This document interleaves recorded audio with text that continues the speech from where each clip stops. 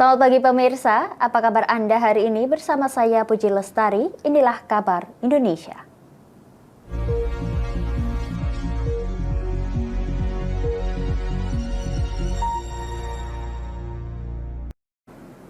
Pemirsa, Polda Banten mengungkap adanya keterlibatan 2 orang mantan petugas Badan Perlindungan Pekerja Migran Indonesia dalam kasus tindak pidana perdagangan orang. Menurut Wakapolda Banten Brigjen Pol M. Sabilul Alif, pada Senin 12 Juni 2023, antara 7 orang tersangka yang ditetapkan lewat 3 laporan dengan jumlah korban mencapai 11 orang.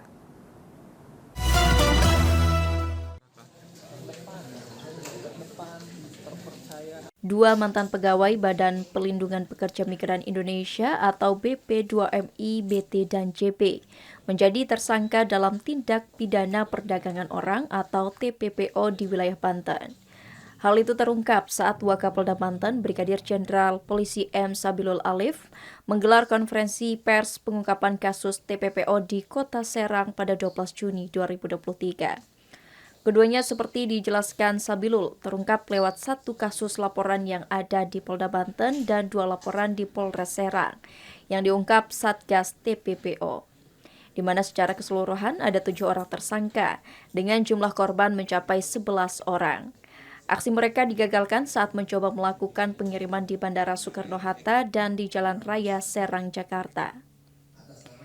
Para tersangka masing-masing berperan sebagai perekrut, penyalur, penampung, dan yang meloloskan korban saat masuk ke bandara. Mereka mendapatkan keuntungan sebesar 3 juta rupiah dari korbannya dan 6 juta rupiah dari pihak penyalur. 2 orang mantan petugas BP2MI. Kegiatan ini tidak terlepas dari oknum-oknum orang-orang yang sudah mengetahui jalur-jalur kegiatan TPPO. Untuk mempertanggungjawabkan perbuatannya, ketujuh tersangka dikenakan Undang-Undang Nomor 21 Tahun 2007 tentang pemberantasan tindak pidana perdagangan orang dengan ancaman hukuman paling sedikit 3 tahun penjara dan paling lama 15 tahun penjara. Polisi mengimbau kepada masyarakat agar selalu waspada terhadap para calo TKI ilegal dan tidak tergiur iming-iming gaji tinggi yang kerap dijadikan motif para tersangka untuk menjerat para calon korban. Pemirsa, sidang perdana Gubernur Papua nonaktif Lukas NMB akan dilanjutkan kembali pada Senin 19 Juni secara offline. Hal ini karena terdakwa tidak bersedia untuk mendengarkan pembacaan dakwaan secara online di Pengadilan Negeri Jakarta Pusat pada Senin 12 Juni 2023. Kuasa hukum Lukas NMB pun menjamin kliennya akan hadir dalam persidangan pekan depan.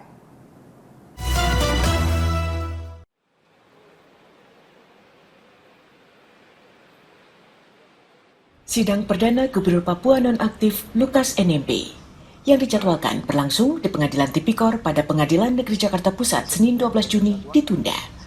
Lantaran terdakwa tidak bersedia untuk mendengarkan pembacaan dakwaan secara daring. Saat dakwaan akan dibacakan, Lukas NMB juga mengaku bahwa dirinya sedang tidak sehat. Sehingga Ketua Majelis Hakim Rianto Adam Ponto memutuskan sidang akan dilanjutkan kembali pada Senin 19 Juni dengan menghadirkan terdakwa secara langsung di ruang sidang. Salah satu anggota tim kuasa hukum Lukas NMB, Otto Cornelis Kalikis, usai persidangan menjamin bahwa kliennya akan hadir secara langsung di persidangan pekan depan. Dari semula saya sudah sangka bahwa sidang ini tidak akan dilanjutkan kalau hukum acara memang dilaksanakan. Bukan cuma saya, kita sudah tulis surat juga bahwa dia maunya offline. Biar media melihat keadaannya bagaimana. Biar rakyat Papua melihat keadaannya bagaimana. Jadi apa yang dikatakan, apa yang berlaku tadi adalah menurut hukum acara. Sebenarnya orang sakit not fit to stand trial. Sementara itu, Jaksa Penuntut Umum Komisi Pemberantasan Korupsi KPK tidak menghadirkan Lukas NMB secara langsung adalah pertimbangan keamanannya. Kami pada prinsipnya tidak keberatan karena pertimbangan tadi hakim sudah sampaikan bahwa yang penting keamanan diperhatikan. Simpatisan kan kita tahu sebenarnya banyak ya simpatisannya. Jadi keamanan diperhatikan dan meminta agar sidang ini lancar sehingga kondisi keamanannya harus diutamakan lebih dahulu. Sementara itu, alasan Jaksa Penuntut Umum Komisi Pemberantasan Korupsi KPK tidak menghadirkan Lukas NMB secara langsung adalah pertimbangan keamanannya. Majelis Hakim mengabulkan permintaan terdakwa dugaan kasus suap dan gratifikasi proyek infrastruktur di Provinsi Papua senilai 46,8 miliar rupiah dari sejumlah pihak swasta ini untuk menghadiri sidang secara langsung dengan memberikan beberapa catatan. Salah satunya para simpatisan terdakwa diminta tidak membuat kegaduhan selama proses sidang berlangsung. Pemirsa, seorang bacalek asal Kalimantan Utara diduga terlibat dalam praktik peredaran narkoba. Merespon hal tersebut, KPU Tarakan menyatakan bacalek terkait masih dalam proses verifikasi administrasi.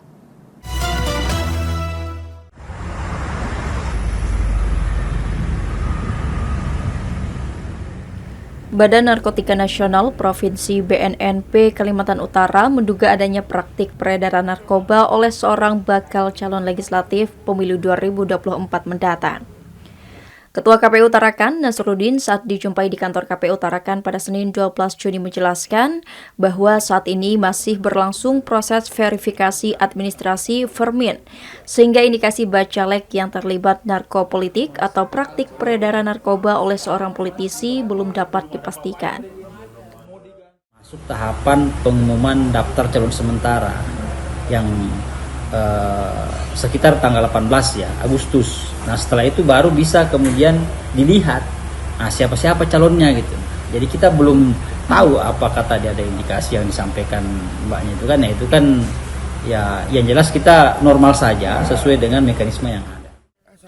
Kepala Badan Narkotika Nasional Provinsi BNNP Kaltara, Brigjen Pol Rudi Hartono menjelaskan, saat ini terdapat sekitar 2 caleg di Kaltara yang diduga terlibat dalam jaringan pengedar narkoba.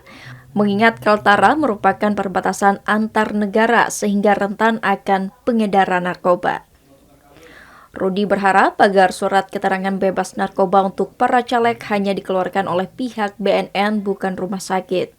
Dikarenakan BNN memiliki data rekam jejak kriminalitas pelaku narkotika di seluruh Indonesia. 1-2 lah saya lihat. Iya 1-2 sudah muncul. Caleg kelihatannya. Caleg. Ya nggak tahu dampaknya bagaimana nanti kalau Badan Narkoba jadi dewan kan. Jadi kita persuasif memberitahu kepada Pemda dan sebagainya. Coba KPU belum saya juga komunikasi. Ini juga seharusnya di tracing dengan seksama, ya kan? Karena apa? Bukan berarti semua orang di narkoba, bukan.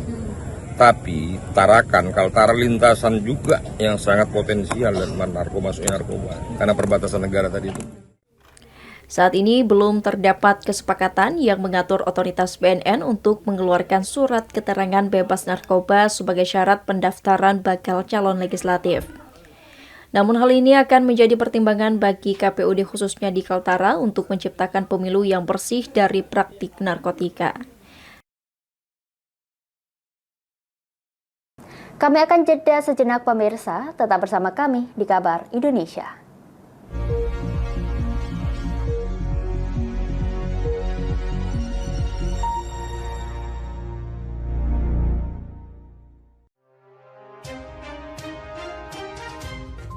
Inilah ketiga anggota komplotan pencuri spesialis pecah kaca mobil setelah melakukan penggelapan 20 sepeda motor dan 2 unit mobil dengan modus retard. Merangkum semua peristiwa sebagai berita yang penuh fakta. Bersama Puji Lestari, saksikan Jateng hari ini setiap Senin hingga Sabtu jam 4 sore hanya di Lingkar TV.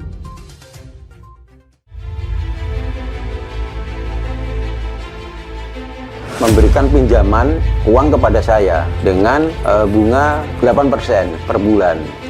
Membedah opini narasumber, menggali lebih dalam untuk mendapatkan perspektif baru yang lebih faktual. Masalahnya, nota perbaikan kapal itu semua ada di saya. Kenapa Tomo bisa menunjukkan? Demi mendapatkan informasi yang solutif dan terpercaya. Dalam Bedah Opini, setiap Rabu jam 11 siang hanya di Lingkar TV.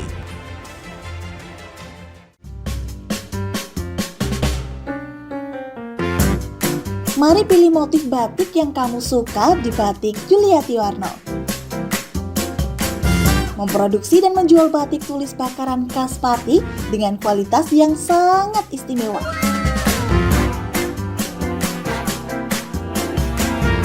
Cocok buat oleh-oleh, seserahan, bahkan untuk baju nikahan loh. Menyediakan berbagai motif mulai dari batik klasik sampai batik modern. Ayo borong segera batik Yuliati Warno. Anda bisa melihat proses produksi batik secara langsung di rumah produksi kami loh. Alamatnya ada di Desa Langenharjo, RT 7 RW 3, Jalan Juwana Tayu, Kilometer 3, Kecamatan Juwana, Kabupaten Pati, Jawa Tengah. Atau Anda bisa menghubungi nomor telepon kami di 081 326 693 300. Ayo datang dan pilih motifmu segera.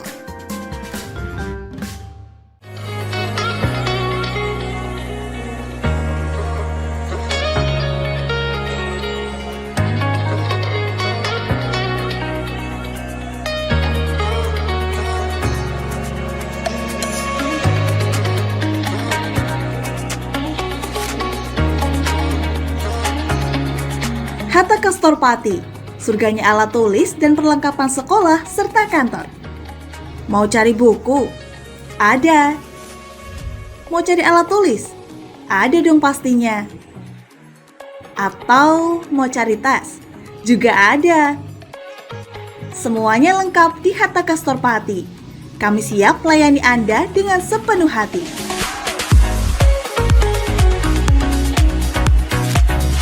Alamat kami ada di Jalan Pemuda nomor 204, Kabupaten Pati.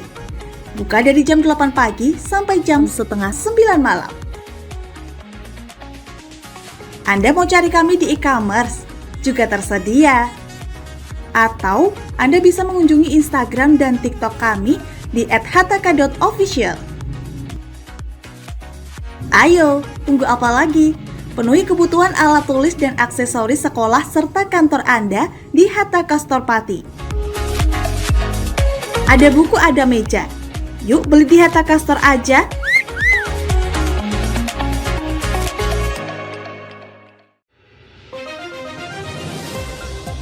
Modus kedua pelaku ini berpura-pura kehabisan bahan bakar kendaraan.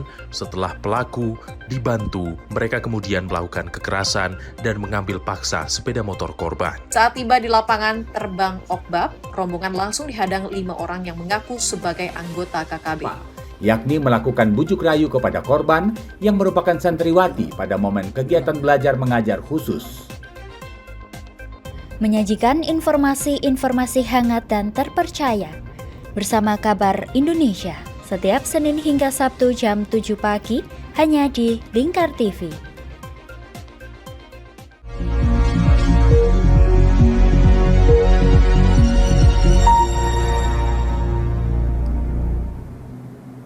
Anda masih menyaksikan Kabar Indonesia pemirsa. Menteri Koordinator Politik Hukum dan Keamanan Mahfud MD memberikan edukasi terkait demokrasi serta pemilu damai yang akan diselenggarakan pada 2024 mendatang.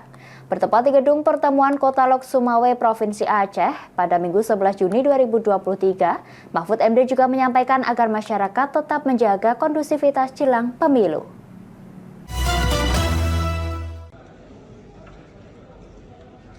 Menteri Koordinator Politik Hukum dan Keamanan Menko Polhukam Mahfud MD memberikan edukasi terkait demokrasi serta pemilu damai yang akan diselenggarakan pada 2024 mendatang. Kegiatan berlangsung di salah satu gedung pertemuan Kecamatan Muara 1, Kota Lok Sumawe, Minggu 11 Juni dengan melibatkan sejumlah tokoh agama, tokoh masyarakat, dan forum komunikasi pimpinan Provinsi Aceh. Dalam arahannya, Mahfud meminta peran dari TNI serta Polri untuk mendampingi serta mengamankan jalannya proses pemilihan sejak kini hingga selesai. Selain itu, Mahfud juga menyampaikan agar warga dapat memilih pemimpin yang baik dan berkualitas sehingga bisa membawa perubahan serta dampak yang baik bagi Indonesia, khususnya Aceh. Ya, hangat pemilu itu wajar karena ini kan kontestasi. Itu malah bagus kalau hangat, asal tidak panas. Beda hangat dan kalau dingin malah tidak bagus, harus hangat, tapi jangan panas. Yang penting semuanya beritikat baik, jujur, dan menahan emosi. Bahwa di dalam pemilu itu harus ada yang menang, harus ada yang kalah, dan yang menang harus diterima sebagai keputusan rakyat. Mahfud MD juga berharap pemilu di Indonesia khususnya Provinsi Aceh bisa terlaksana dengan baik tanpa adanya konflik antar partai maupun dengan pihak lain. Masyarakat juga diminta untuk turut mengawasi proses jalannya pemilu dan segera melaporkan apabila terdapat kecurangan yang dilakukan saat proses berlangsung. Pemirsa, sebagai upaya untuk mengangkat perekonomian masyarakat di pedesaan, kelompok lembaga masyarakat hutan Rengganis yang berada di bawah naungan Perum Perhutani Kesatuan Pemangkuan Hutan Jember, Jawa Timur, memanfaatkan kawasan hutan produksi di sisi selatan lereng Pegunungan Agropuro, tepatnya di Desa Pakis, Kecamatan Panti, Jember, sebagai objek wisata alam yang tetap mempertahankan kelestarian alam. Selain dapat menikmati keindahan dan keasrian alam, wisatawan juga dapat menikmati minuman dan makanan ringan di tengah aliran sungai hingga menikmati kelezatan buah durian hutan.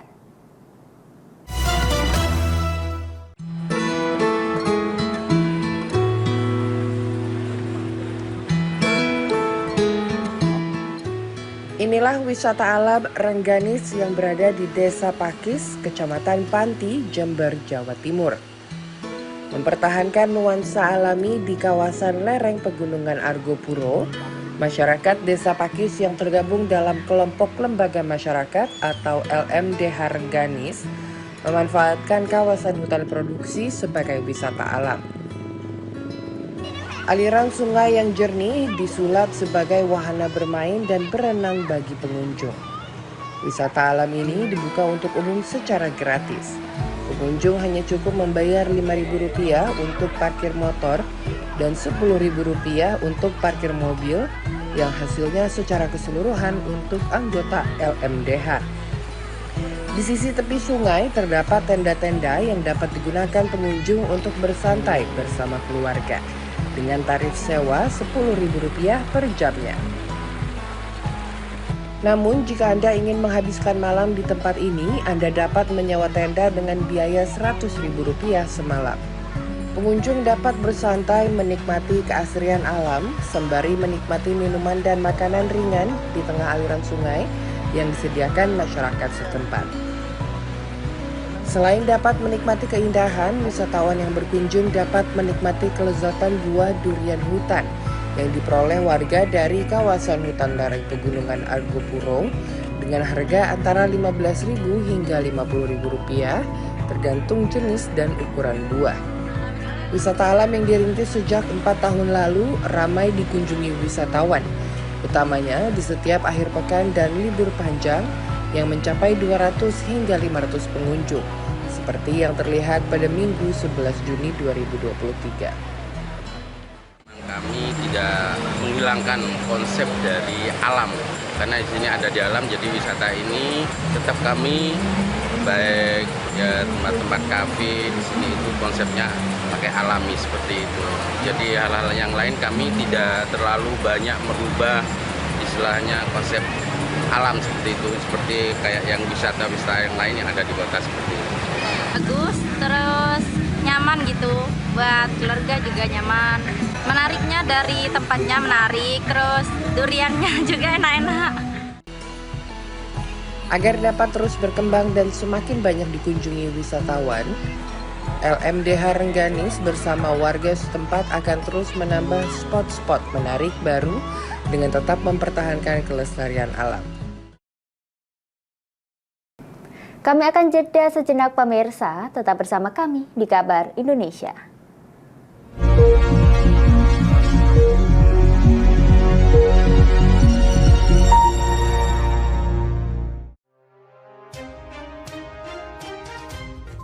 Inilah ketiga anggota komplotan pencuri spesialis pecah kaca mobil setelah melakukan penggelapan 20 sepeda motor dan 2 unit mobil dengan modus retal.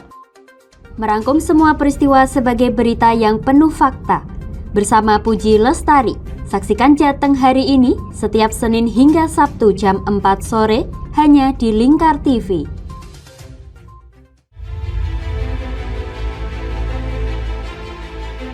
memberikan pinjaman uang kepada saya dengan bunga 8% per bulan. Membedah opini narasumber, menggali lebih dalam untuk mendapatkan perspektif baru yang lebih faktual. Masalahnya, nota perbaikan kapal itu semua ada di saya. Kenapa Tomo bisa menunjukkan? Demi mendapatkan informasi yang solutif dan terpercaya dalam Bedah Opini. Setiap Rabu jam 11 siang hanya di Lingkar TV.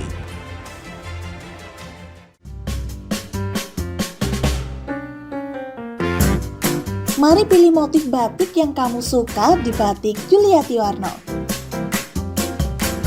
Memproduksi dan menjual batik tulis bakaran khas Pati dengan kualitas yang sangat istimewa.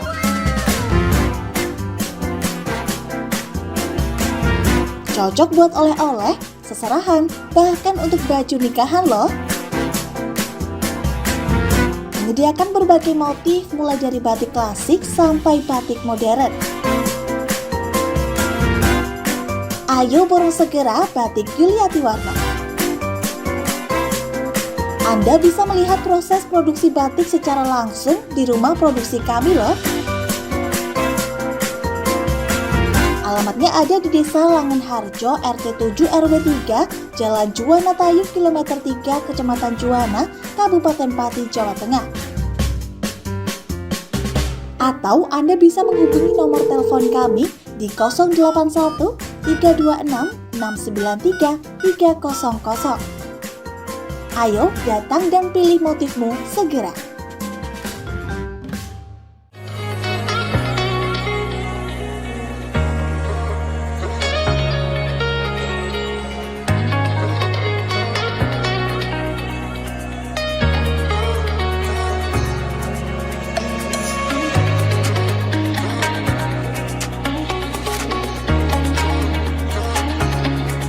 Hatta Kastor Pati, surganya alat tulis dan perlengkapan sekolah serta kantor. Mau cari buku? Ada. Mau cari alat tulis? Ada dong pastinya.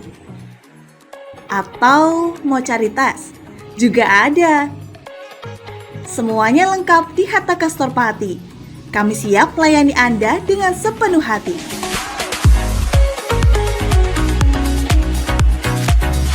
Alamat kami ada di Jalan Pemuda nomor 204, Kabupaten Pati. Buka dari jam 8 pagi sampai jam setengah 9 malam. Anda mau cari kami di e-commerce? Juga tersedia.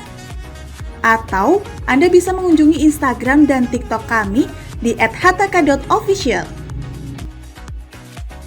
Ayo, tunggu apa lagi? Penuhi kebutuhan alat tulis dan aksesoris sekolah serta kantor Anda di Hatta Kastor Pati. Ada buku, ada meja. Yuk beli di Hatta Kastor aja.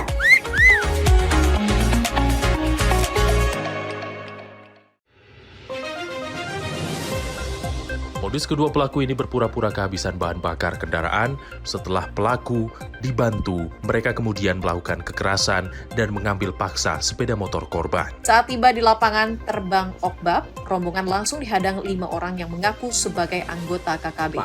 Yakni melakukan bujuk rayu kepada korban yang merupakan santriwati pada momen kegiatan belajar mengajar khusus. Menyajikan informasi-informasi hangat dan terpercaya bersama Kabar Indonesia setiap Senin hingga Sabtu jam 7 pagi hanya di Lingkar TV.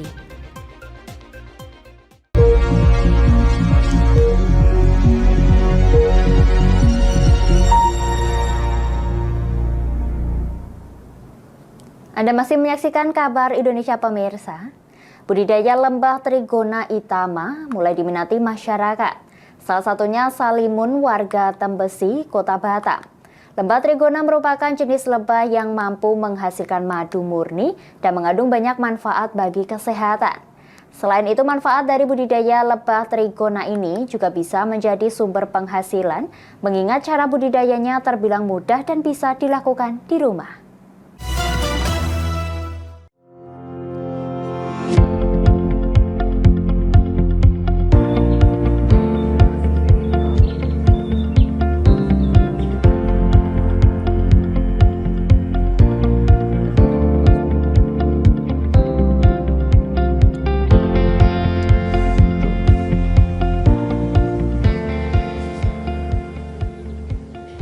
pekarangan rumah miliknya, Salimun yang merupakan pekerja galangan kapal, mengawali usahanya dari hobi mengonsumsi madu, kemudian menjadi petani lebah jenis Trigona hitama sejak tahun 2019 lalu.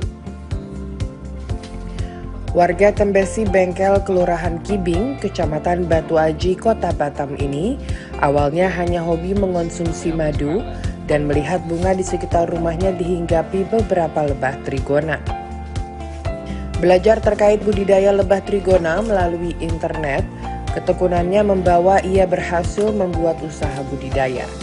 Salimun juga menanam beberapa jenis bunga di pekarangan rumah guna dijadikan makanan lebah ini.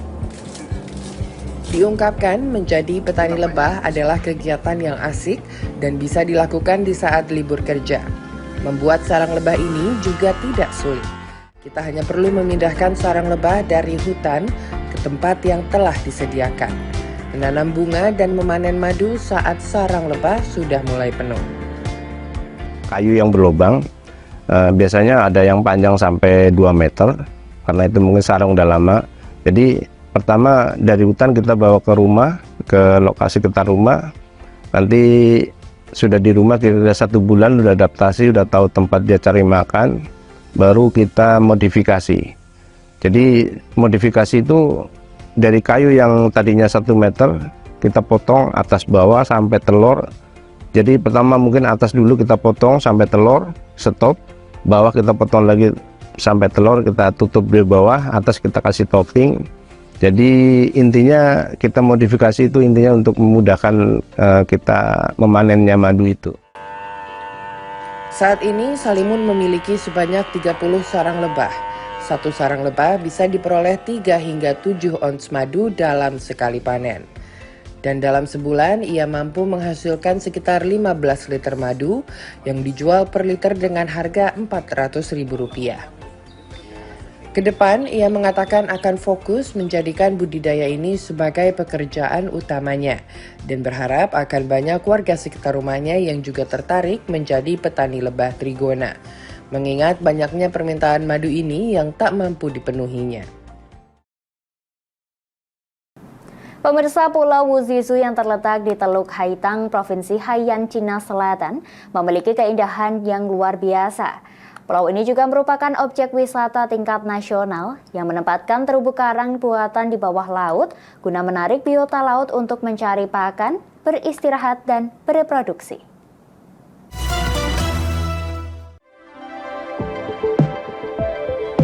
Inilah Pulau Wuzizo, pulau berbentuk kupu-kupu dan merupakan objek wisata tingkat nasional terletak di Teluk Haitang, Provinsi Hainan, China Selatan. Sejak tahun 2010, pulau ini meluncurkan sebuah program komprehensif untuk membangun peternakan laut. Proyek ini melibatkan penempatan terumbu karang buatan di lokasi-lokasi yang telah ditetapkan di bawah laut guna menarik biota laut untuk mencari pakan, beristirahat, dan bereproduksi. 我叫王凤国，今年41岁了，我在海南三亚五日岛旅游区工作，目前呢主要是从事这个海洋保护这一块的工作。我们在原来作业的时候，就是看到那鱼啊，就是不能说每天都能看到那大片的这鱼群，最起码隔个几天那鱼群就会过来一下，隔几天过来一下。但是到了09年左右的时候，那鱼群的数量就开始减少，是心里面看的也不是很不是滋味吧。 Pada akhir April 2023, peternakan laut itu telah mentransplantasi lebih dari 35.000 koral untuk menempatkan lebih dari 2.000 terumbu karang buatan. Wang Aimin, mantan profesor Universitas Hainan menambahkan, saat ini ratusan spesies laut tumbuh subur di peternakan laut tersebut.